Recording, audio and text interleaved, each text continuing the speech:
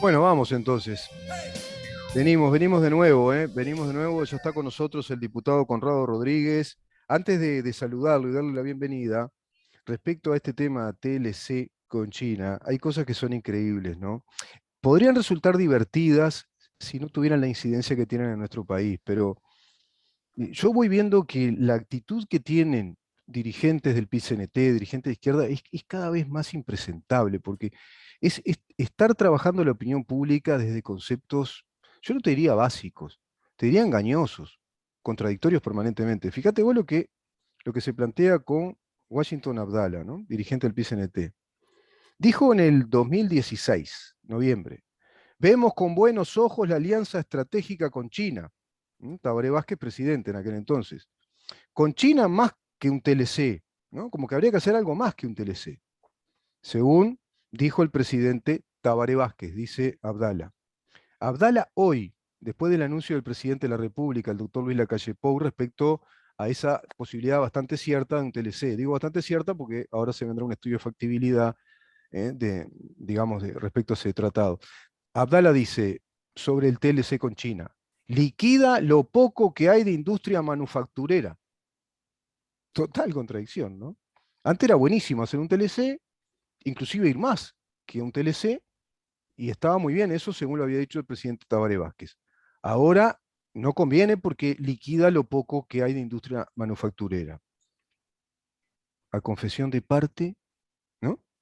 Porque además de que contradice lo que decía antes, 2016, ahora 2021, está diciendo que nos dejó poquita cosa el Frente Amplio después de 15 años de gobierno. Liquida lo poco que hay de industria manufacturera. Ni siquiera se dan cuenta de lo que están diciendo. Pero alguien con un poquito de raciocinio se da cuenta que hay confesión de parte. Te está diciendo que quedó tan poco después de lo que hizo el Frente Amplio durante 15 años que ahora en todo caso sería perjudicial, una cosa así. Y además muy contradictorio, ¿no? Antes era buenísimo hacer un TLC, ahora no. Y bueno, después salió con el tema de ese lugar común, ya que ya era previsible. Yo le decía a mi mamá, mira que vas a ver que van a decir que, sí, con una dictadura como la China está bien, y ahí no hay reparos morales, pero claro, a Cuba, pobrecita, le dan por la cabeza y no hacen nada. Incluso hay un oyente que me envió un mensaje así, y me decía lo mismo, ¿no? Y yo le decía al oyente, sí, tenés razón, porque me decía, claro, hay dictaduras con las que conviene hacerlo, ¿verdad? Y con otras no. Sí, es verdad, hay dictaduras con las que conviene hacer negocio. Por ejemplo, con China conviene porque en China hablan de propiedad privada, de mercado, cotización en bolsa, ¿no? El desarrollo de una clase media que va rumbo a ser una clase media de 700 millones de personas con poder adquisitivo para consumir, hablan de capitalismo. Ahora en Cuba no. Y Cuba tiene varios países que negocian con Cuba, que hacen negocio, porque eso del bloqueo no existe, pero esos negocios van para un politburó de una clase política que se queda con toda la guita y no la derraman en la población porque la población no habla de capitalismo, de propiedad privada, de cotización en bolsa, de libre emprendimiento, de libertad de prensa. Una cascarria. ¿Qué te puede servir? ¿Qué negocio va a hacer con Cuba? ¿Qué negocio puedes hacer con un narcoestado? Y bueno, es bien simple, no le busquemos la vuelta a las cosas y no hagamos misterio. Además, con China, el socio principal de Estados Unidos, ¿no? Empecemos por ahí. Y con China tenemos el 60% de la exportación de nuestra carne bovina, por ejemplo. Y ni que hablar también los commodities, los granos. Bienvenido, Conrado, ¿cómo te va? ¿Cómo anda? Buen día, Rubén. Buen día para toda la audiencia. Hice un, Es un gusto siempre. hice un Bueno, poquito de terapia, ¿viste? no, pero estás tratando un tema fundamental, ¿no? Lo que tiene que ver con la inserción internacional del país.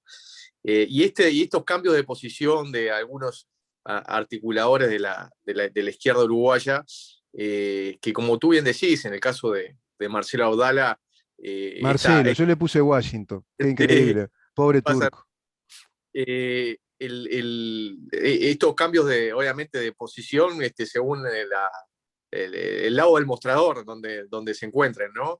Mm. Pero yo creo que el anuncio que hizo el presidente de la República es muy importante porque da muchas señales, sobre todo señales de credibilidad hacia el país y hacia el gobierno, que van en el sentido de que una de las principales potencias del mundo, en la actualidad a lo mejor es la principal potencia, pero sin obviamente descuidar lo que significa Estados Unidos, que mire al Uruguay, porque en definitiva está mirando al Uruguay en la medida de que le mandó esa misiva en el cual está de acuerdo con avanzar en un TLC con Uruguay, ya es una señal de credibilidad muy, muy potente, ¿no? De una gran magnitud. Y si no se llegara a dar el TLC por diferentes circunstancias, yo creo que también le ha hecho mucho bien al país porque otros mercados, otros países van a visualizar al Uruguay como una puerta de entrada también a la región. Claro. Así que yo creo que es realmente muy, muy importante. Si se habla de algunos reparos que se puedan llegar a tener en cuanto a nuestra industria o en cuanto a nuestros productos, la realidad indica, Rubén, de que hace muchas décadas el mercado uruguayo está inundado por los productos chinos. Y están en Uruguay desde hace muchas décadas sin TLC. Claro. Por lo tanto, el único que en verdad está perdiendo con respecto al relacionamiento bilateral con China somos nosotros. Nosotros, para poder acceder al mercado chino, estamos pagando aranceles muy altos en productos que son muy importantes, como los cárnicos o, por ejemplo, el arroz. Claro. Claro. Uruguay es uno de los principales productores de arroz del mundo. Y fíjate que, por ejemplo, nosotros ingresamos con un arancel cercano al 8%, mientras que Vietnam ingresa al 0% y es competidor con Uruguay. Claro. Entonces, Vietnam ingresa a China con arancel cero, y nosotros tenemos que estar pagando un arancel importante conjuntamente con el flete, que es mucho más caro que el que puede ser desde Vietnam a China. Exacto. Entonces, no nos hace competitivos esa relación comercial justamente por los aranceles. Uruguay paga cerca de 184 millones de dólares a China por conceptos de aranceles, y sería muy importante para nuestra producción, para nuestros exportadores, bueno, que esto obviamente bajara considerablemente y que nuestros productos pudieran estar en ese mercado sin aranceles, ¿no? Esto es Claro, lo que claro. significaría un TLC. Y también la posibilidad, seguramente, de que inversiones chinas también puedan llegar al Uruguay directamente, ¿no? Y aquí hay que tener un foco bien importante en lo que es la creación de empleo, y también la creación de empleo de forma tal de que pueda irrigar a todo el país, ¿no? No Claro. solamente a las grandes urbes del Uruguay, sino también a localidades del interior del país que están precisando, obviamente, mucha creación de empleo. Así que yo creo que es muy beneficioso, sea que se termine dando este TLC o no. Son pasos muy importantes y hacen a la credibilidad del país. Yo creo que eso hay que resaltarlo. Sin duda, Conrado. Yo ayer comentaba y hacía ese análisis bastante similar al tuyo en cuanto a que Uruguay está dando señales de apertura al mundo. Esa señal de apertura al mundo está hablando de una estabilidad institucional y da credibilidad porque muestra a un gobierno con esa firme voluntad de salir como un país soberano a realizar relaciones comerciales con quienes les parezca que es adecuado hacerlo. Ese mensaje se lo da al propio Mercosur, todos sabemos después la rispideces que eso provocó, e inclusive en ese contexto, digamos que de ciertas amenazas de parte del gobierno argentino, algunas veladas, otras más explícitas, China prontamente sale a manifestar públicamente a través de su Cancillería que está muy de acuerdo con el TLC con Uruguay, como tú decís. Se apresuró, en ese sentido son muy pragmáticos los chinos, ¿no? Muy rápidamente salió a decir que avalaba ese TLC, que estaba muy de acuerdo con que eso avanzara, para ir rumbo a este estudio de factibilidad, que según el presidente se concretaría por allá por diciembre de este año. Los antecedentes de un TLC con China van dando cuenta, por ejemplo, creo que con Chile demoraron 2 años en concretarlo, pero habían demorado más en anteriores TLC, que llegaron a 4 años. Creo yo que eso se ha fluidificado, la metodología, viste, que va avanzando mucho, como todas las cosas de la Sí, vida, y seguramente Uruguay capaz que si se lograra eso, lo lograría hacia el año que viene, esperemos. Pero bien decís tú que si no ahora, se diera, es un mensaje positivo. Y sí, además, ¿por qué? Porque el presidente también lo destacó en esa conferencia. Recordemos que lo que un presidente de nuestro país dice como jefe de gobierno, pero como jefe de Estado, es algo así como voluntad política oficial. Y eso el mundo lo sabe. Y cuando el mundo escucha al presidente de la República decir que está dispuesto a abrirse a cualquier tipo de país en cuanto a TLC y menciona a los Estados Unidos, porque era lo que estaba ahí, ¿no? Planteado, bueno, queda también clara digamos, la apertura uruguaya y la voz oficial de que está planteando Uruguay es un país abierto al mundo, como siempre lo fue, o por lo menos rescatamos ese país que siempre fue abierto al mundo. Y es fundamental, Rubén, defender los intereses de los uruguayos. Y esto por eso lo digo en el sentido de que en el tema comercial no se debe tener afinidades ideológicas o no afinidades ideológicas. Eso no es lo que tiene que primar. Esa ha sido la historia del Uruguay. Por eso Uruguay restableció las relaciones diplomáticas con China Popular, en el año 88, a través del expresidente Julio María Sanguinetti. Desde entonces ha habido un flujo comercial muy importante con China, hasta el día de hoy, en el cual China es el principal destino de nuestras exportaciones. Sí. Esto no quita tener, obviamente, seguir con otro ojo en lo que es la Unión Europea y también una mirada muy especial hacia los Estados Unidos, con el cual históricamente Uruguay ha tenido un relacionamiento muy fluido, Sí. desde el punto de vista de lo que es la concepción republicana e institucional, ¿no? Mm. Yo el otro día hablaba de que Uruguay basó su primera constitución en la constitución de Massachusetts, de Estados Unidos, Sí. así que tiene mucho de las instituciones norteamericanas, han impregnado también las instituciones uruguayas, y eso obviamente que es importante, pero en la medida de que quien ha querido avanzar en este tipo de acuerdos es China. En otro tiempo fue Estados Unidos, que quiso avanzar con Uruguay, que ustedes recordarán, quien frenó esa posibilidad fue el ministro de Relaciones Exteriores, Reinaldo Gargano. Gargano, Ujú. que por cuestiones sí ideológicas, Mm. netamente ideológicas, no quería hacer un acuerdo con los Estados Unidos. Ustedes recordarán también cuando el expresidente Tabaré Vázquez decía de que el tren pasaba una sola vez, Mm. en clara alusión de que había que tomarlo, Mm. pero también la realidad lo que indicó es que la interna del Frente Amplio le trancó a Tabaré Vázquez la posibilidad de hacer un TLC con Estados Unidos. Ujú. Así que está muy bien que el presidente de la República, Lacalle Pou, diga que no se va a perder un segundo tren. Claro, Eh, claro, claro. a ese primer tren que se perdió por cuestiones ideológicas, por cuestiones internas dentro de un partido político como el Frente Amplio.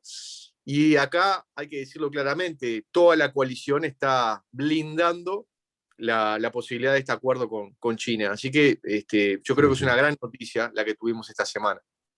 Y respecto a ese análisis que haces, este último análisis desprende otro, que es muy importante. Cuando la coalición está blindando al presidente en estos grandes temas, que son temas nacionales e internacionales, está dando la pauta de un país republicano y le está dando autoridad presidencial a un presidente.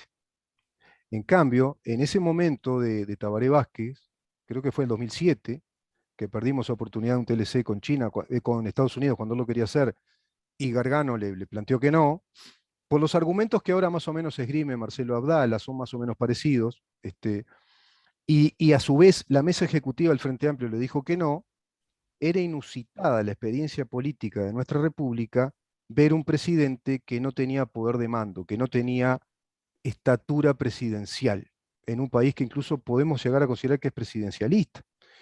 Es decir, estaba gobernando nuestro país la fuerza política, estaba diciéndole al presidente lo que tenía que hacer y se quedó calladito la boca, bajó la cabeza y perdimos el tren. ¿No? Me acuerdo el tema de Jaime Roa, el último tren pasaba, bueno, parece que no, parece que ahora pasa otro tren y quizá vengan otros trenes. Y también Ojalá. recuerdo, Conrado, cuando conversó en una entrevista muy interesante el presidente de la República, en Radio Rural fue, con el Vasco Uh -huh. Echevarne, me acuerdo, que le decía que hay muchas propuestas para Uruguay. Y entre ellas está la de Inglaterra, que también ya manifestó la canciller inglesa la intención que hay muy fuerte de empezar a hacer, y creo que van avanzando negocios con Inglaterra en cuanto a la inversión vinculada a laboratorios, me parece que viene por ahí la cosa. Por otro Es, lado, hay fuertes inversiones ya encaminadas. Yo lo veo mucho en asuntos públicos, donde ahí se oficializa la información, es una señal que tiene el Estado, con Alemania.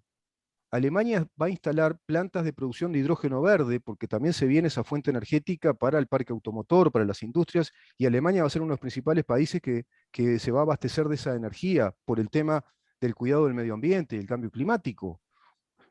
Volkswagen instala acá una planta única en la región de producción de autos eléctricos enteramente eléctricos, siquiera híbridos, son enteramente eléctricos. Es decir, hay muchas aperturas que hay que ir viendo que se van dando. Y ni que hablar el Exacto. puerto. El puerto, Caton Nati, es una empresa naviera belga y un grupo, pero es un grupo económico además, que está muy vinculado geopolíticamente a China. Y hay una ruta de comercio y se plantea nuestro puerto como un puerto hub, ¿no? Como un puerto estratégico de entrada y salida que va a impactar muchísimo en la región y que va a producir ese efecto ola o derrame en cuanto a inversiones, como tú decís, que favorezcan a todos nuestros ciudadanos, a toda nuestra población. Es decir, inversiones, porque viste que un tratado de libre comercio trae inversiones.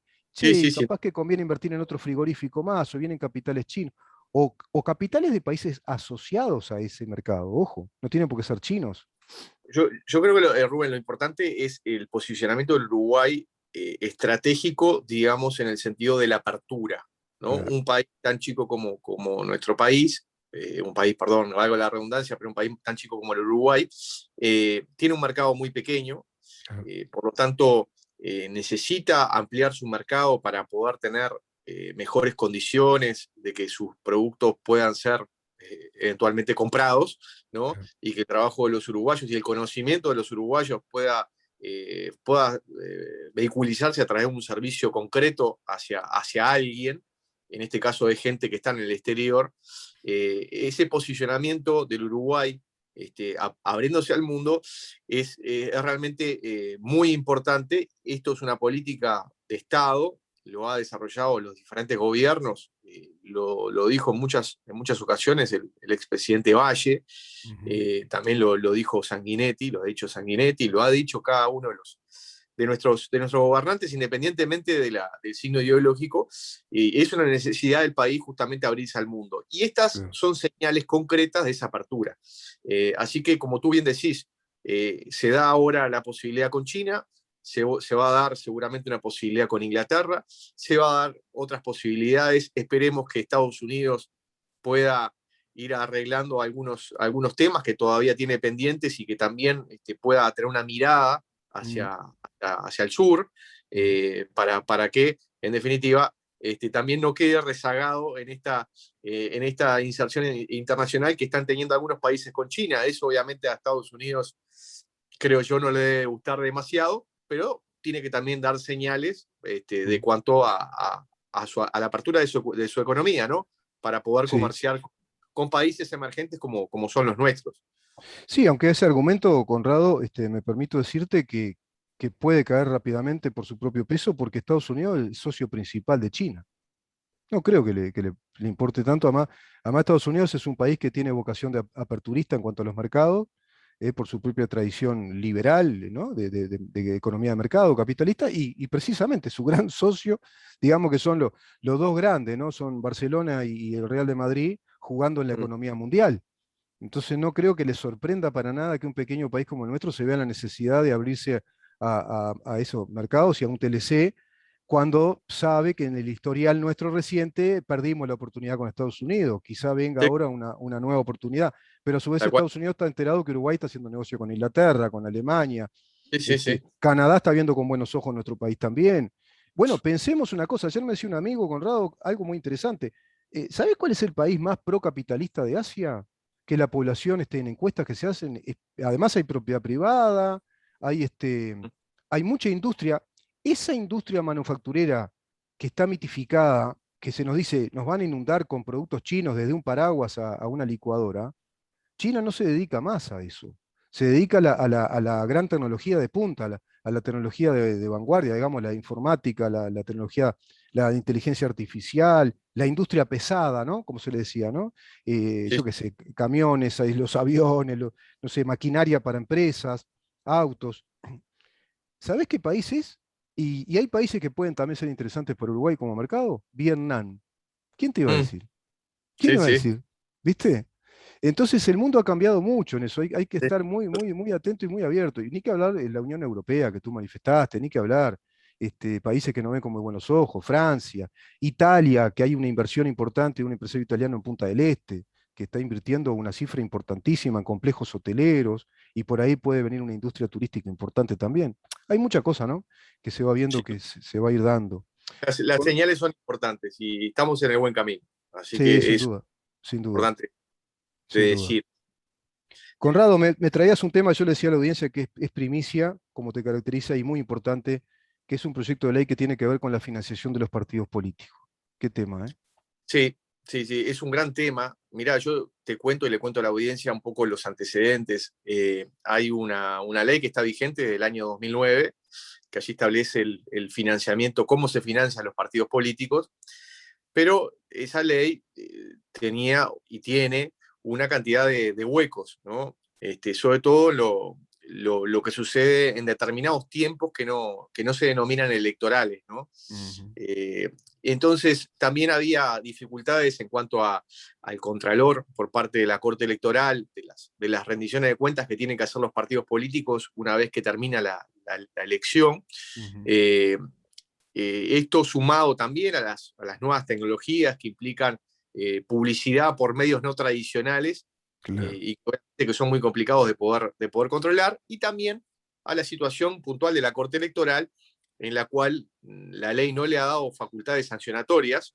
Entonces, algunas de las disposiciones de la ley del año 2009, en definitiva, quedan sin una aplicación formal, justamente porque la Corte Electoral no tiene facultades de sanción.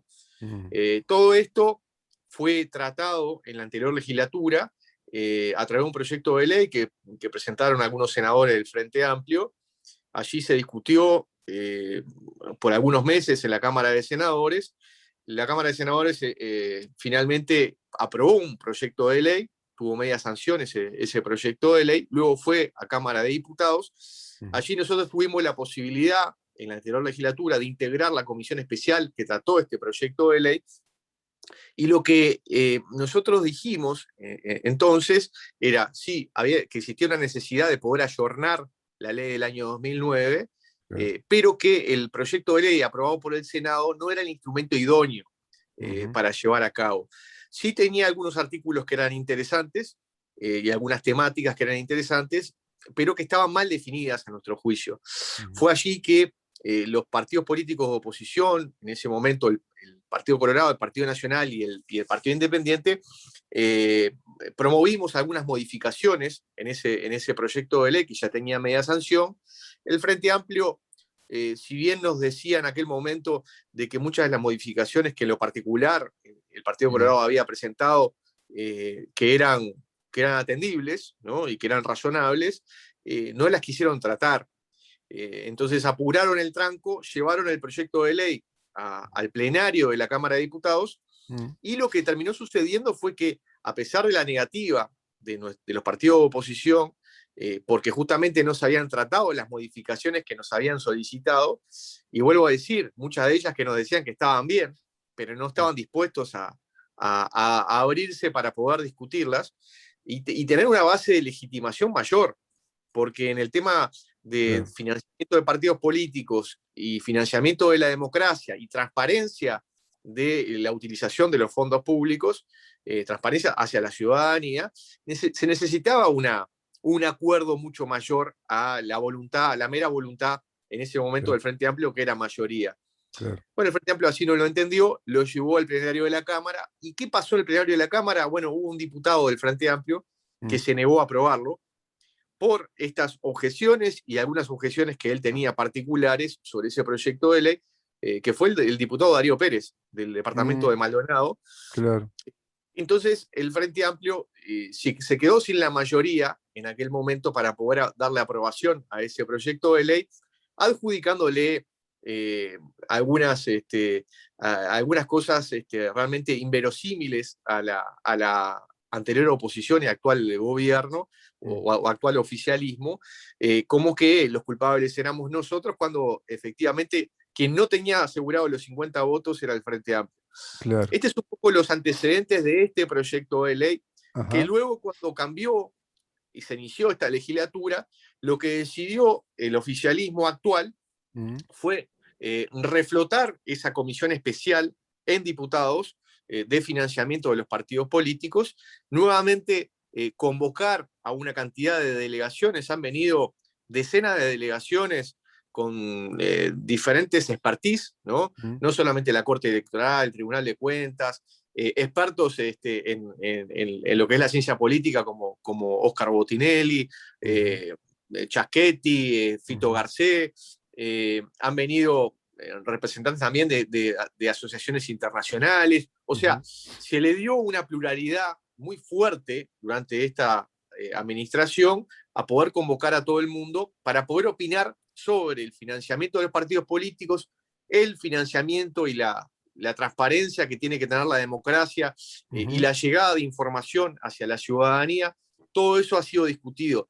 Y justamente la semana pasada, ujú. lo que hicimos desde nuestro partido, nosotros particularmente como integrantes de la comisión en representación del Partido Colorado, presentamos 15 modificaciones sobre lo que era aquel proyecto de ley del Frente Amplio que tenía media sanción. Eh, esto, ¿por dónde viene? Bueno, a grandes rasgos, ¿cuáles ¿Cuáles eran son las modificaciones más importantes, digamos, a destacar?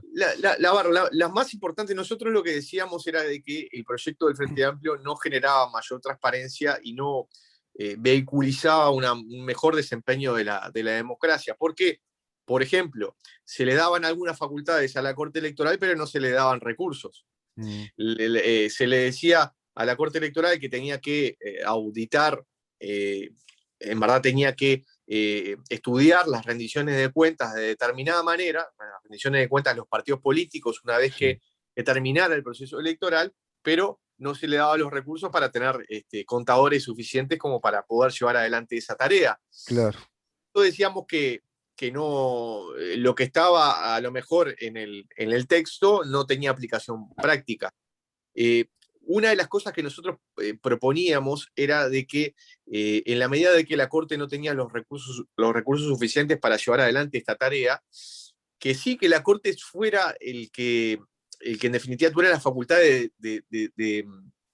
cumplimiento, ¿no? de las normas y también de sanción hacia aquellos que incumplieran las Ujú, normas, pero que tuviera, por ejemplo, el auxilio de otro organismo tan importante como el Tribunal de Cuentas a la ujú, hora de auditar los fondos de los partidos políticos, auditarlos tanto en lo que es el financiamiento permanente de los partidos, o sea, antes de los sí, procesos electorales, y claro. también durante, La cuando campaña son electoral. la Ujú, campaña electoral, cuando se dan los ingresos, las donaciones a los partidos políticos, que también pueda auditar ujú, esos fondos y también poder hacerlo después de la elección. claro, Eh, claro. en la medida siempre resguardando las facultades de la Corte Electoral como rector principal de todo el proyecto de ley o de Mm, toda la ley, ¿no? ujú, Pero sí contando con el auxilio del Tribunal de Cuentas. Esta era una de las cosas que nosotros promovíamos ujú, en la anterior legislatura y que volvemos a promover en la actual. Cuestiones puntuales sobre algunas diferencias que teníamos con respecto al otro proyecto de ley. Por ejemplo, decía el proyecto de ley del Frente Amplio, prohibía las donaciones de las empresas. mm. Habilitaba así las donaciones de las personas, de los Eh, particulares, de las personas eh, físicas, ujú, pero prohibía las donaciones de las empresas. Nosotros decíamos que no tenía ningún sentido esa prohibición. Sí se tenía que dar una prohibición para las empresas que fueran adjudicatarias, digamos, de concesiones públicas ujú, o obviamente de servicios que se brindaran al Estado. exacto. Eso sí tenía que existir una prohibición, Ujú, pero que esa prohibición lisa y llana, lo único que provocaba era que los dueños de las empresas, que son claro, personas físicas, fueran los que donaran y claro. en verdad lo terminan haciendo en nombre de sus propias empresas Ujú, y a la hora de, por ejemplo, de poder controlar de si ese dueño de empresa está, de alguna manera, tiene algún tipo de interés porque su empresa tiene una concesión con el mm, Estado o le brinda un servicio al Estado, es mucho más difícil de poder controlar de si esa persona representa a esa empresa, ¿no? claro, claro, Que claro, perfectamente claro. puede tener parte del paquete accionario, no ser Sí, sí. mayoritario, y dónde está, en definitiva, qué sentido tiene prohibirle a la empresa poder donar cuando es el empresario el que está donando, ¿no? Esa es A una ver, de las... a ver si entiendo el argumento. Cuando tú lo decías, lo primero que me venía a la cabeza era para hacerlo bien didáctico, ¿no? Si vos prohibís que las empresas donen, pero no los particulares, bueno, rápidamente la viveza criolla uruguaya, bueno, ¿sabés qué hacemos? Donamos como particulares. Donamos igual con dinero de la empresa, pero como que lo donás vos, que sos el CEO empresarial tanto, el gerente dona Exacto, tanto, el dueño o el accionista tal, tal. Esa es una, esa es una. exacto. Pero la otra más interesante es la que vos planteás, que es, y bueno, ya que estamos ahora, liberamos las compuertas de ese corralito financiero de las empresas concesionarias del Estado que le brindan servicios o tercerizan servicios para el Estado, que son empresas adjudicatarias, y ese dinero lo liberamos y lo hacemos figurar como dinero de los empresarios de esas empresas. No sé si me explico la jugada. Esa, Es decir, liberamos ese dinero, ¿viste? Para que mira, financie. por eso mismo no entendemos la prohibición, creo que no da resultados concretos y que es mucho más transparente saber qué empresa es la que Claro, está donando y a ver si esa empresa efectivamente le brinda servicios o tiene claro, determinada adjudicación de licitaciones, de concesiones o de lo que sea con el Estado. claro. Mucho más transparente para la gente Mm, y para todos saber si esas empresas son co-contratantes con el Estado, ¿no? claro, claro. Era una de las diferencias que nosotros tenemos. ¿Cuál es la idea nuestra? Bueno, obviamente mantener a las personas jurídicas, o sea, las empresas que también puedan donar, siempre con un límite, como establece la actual ley, que establece un límite por el cual puede donar. El límite Mm, está aproximadamente en $30.000, mm, es lo que se establece. El proyecto de ley del Frente Amplio prohibía las donaciones anónimas. Yo particularmente estoy de acuerdo mm, con ese concepto. mm, Hay otros partidos políticos, como el Partido Nacional, que no está de acuerdo, que mm, creen que las donaciones anónimas hasta determinados montos, que la mm. ley vigente son aproximadamente 20.000 pesos, debería de continuar. Yo creo que una buena práctica de transparencia sería de que no se permitieran las donaciones anónimas, Ujú, por más que fueran de pocos montos. ujú, ¿Cómo se financiaba en parte el MPP, mm. sector político del expresidente Mujica? Bueno, a través de cientos y cientos de donaciones anónimas. Claro, claro. Y esto es lo único que yo voy a decir con respecto a este tema. Mm. Este, porque O sea que utiliza esto corre por mi cuenta, porque el otro día lo escuché hablar, sí, porque yo le agradezco a Mujica que él descubra la pólvora cada tanto tiempo. Viste que Mujica tiene una característica, él te descubre la pólvora otra vez. Cuando el tema del TLC, lo que manifestó él, creo que fue en sus editoriales, bueno, cuidado porque hay que tener mucho cuidado en estos detalles de un TLC porque no estás con las madres descalzas, ¿no? No estás con las carmelitas descalzas. mm, Ah, bueno, gracias por... Si yo tuviera un asesor así, yo le diría, ¿no? Haciendo un poco de acting acá en el programa, disculpen la mala actuación mía, pero... Ah, gracias por tu consejo, la verdad que me sirve un montón. bueno, Saber que en el pero mundo, que es en el cuando, mundo comercial no hay carmelitas cuando descalzas, él, ¿no? cuando él negoció con multinacionales que no son, Claro. ¿no? Bueno, pero él aplica, Ejemplo, digamos, a la Tiri, que luego eso incluyó juicios multimillonarios contra el Estado. claro. Bueno, entonces le cabe el mismo concepto, ¿no? De No, lo no, que, lo- pero además, Conrado, voy a esto. Pero él sí aplica el mecanismo de las carmelitas descalzas, o en todo caso el mecanismo de la iglesia, que es a través de donaciones anónimas. Yo me Claro, sí, financio, ¿no? Con el diezmo. sí, ¿Va? sí, sí. Pasar la gorra y. Y aparte, a ver, el proyecto de ley del Frente Amplio lo que establecía era un mecanismo de prefinanciación de campañas electorales a través de las contribuciones que hacen aquellos que tienen cargos, ¿no? Mm. Cargos de políticos y de particular confianza. Los propios integrantes de los partidos, por ejemplo, ¿no? Sí, sí, pero sobre todo aquellos que ostentan determinados cargos, como pueden Ahí ser los va. legisladores o los ministros de Estado, los subsecretarios Sí, sí. o Cualquier cargo público. Ujú. sí, los cargos pero sobre todo los políticos y de particular confianza. Bien.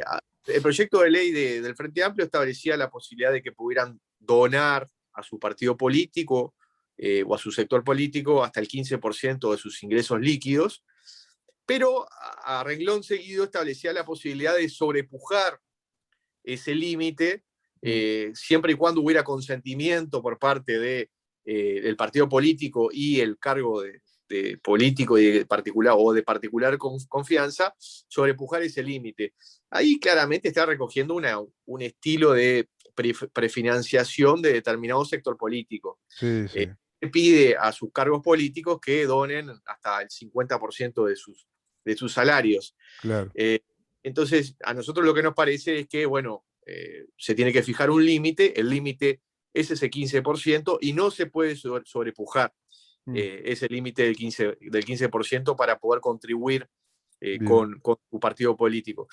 Después hay normas que tienen que ver con las donaciones que hacen los propios candidatos. En la actualidad, en la ley vigente, se permite que el primer titular de la lista pueda tener libertad a la hora de donar, ¿no? Nos parece sí conveniente poder establecer un límite, ¿no? Porque también se dan las situaciones de que, y ya se han dado algunas situaciones, en las cuales gente con muchísimo dinero, Claro. bueno, venga de alguna manera a comprar, si se me permite la expresión, determinados espacios, digamos, dentro de un partido político, para quedarse luego con ese partido político. Sin Pongámoslo en esos duda, términos, sin ¿no? duda, sin duda. Sí, sí. Entonces, También podemos hacer figurar como que el candidato dona, pero son un montón de particulares que le dan la plata para que él figure él como donante de esa plata. Eso que se podrían haber. también, exacto, eso también era lo que podía llegar a suceder. Entonces, está bien que tengan un límite, Y ¿no? ahí, Conrado, no está, no se puede prever ahí la declaración jurada, por ejemplo, de declaración jurada patrimonial, recursos económicos del candidato, de cada persona, para saber si tiene esas Sí. condiciones económicas o ese potencial económico de montos de dinero que Bueno, pueda donar, para tener un bueno, control, digamos. porque está establecido sí para el candidato a la presidencia y vicepresidencia, no se establece para los otros.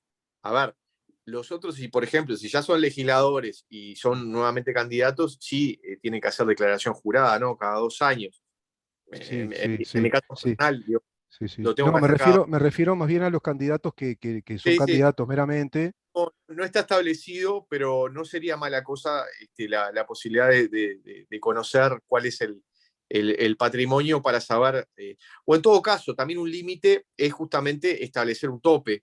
Y en eso el proyecto de ley del Frente Amplio establecía un tope.